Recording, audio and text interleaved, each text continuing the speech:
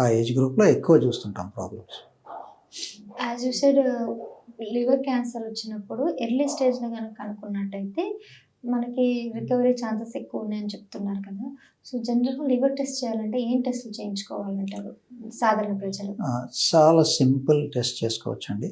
ఒకటి liver function test, it's a simple blood test, liver function test and an ultrasound abdomen. మూడోది, ఇండియాలో viruses చాలా ఎక్కువ, అందుకని హెపటైటిస్ బి, హెపటైటిస్ సి ఒక టెస్ట్, సింపుల్ బ్లడ్ టెస్ట్, అది కూడా బ్లడ్ టెస్ట్. ఇది చేసుకుంటే సరిపోతుంది. దీంట్లో ఏమి ప్రాబ్లం లేదు, ఇదంతా నార్మల్గా ఉందంటే ఇంకా మనం ఫర్దర్ ఏం టెస్ట్ చేయాల్సిన అవసరం ఉంది. ఏదైనా ప్రాబ్లం ఉంది అనుకున్నప్పుడు దాన్ని బట్టి మనం ఫర్దర్ టెస్ట్స్ చూసుకోవచ్చు. ఈ మూడు చేయించాలంటారు? చేయించుకుంటే మంచిది ఒక సర్టన్ ఏజ్ తర్వాత నుంచి.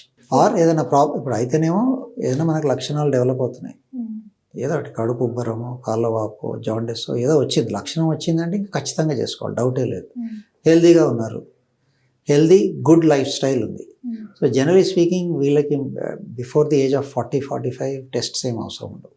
ఓకే, ఆఫ్టర్ తర్వాత మేబీ వన్స్ ఇన్ 2-3 years అట్లా చేసుకోవచ్చు టెస్ట్స్. అది కూడా మనకి సైంటిఫిక్ రికమెండేషన్ ప్రకారంగా మీరు వెళ్తే wellness checks are not recommended.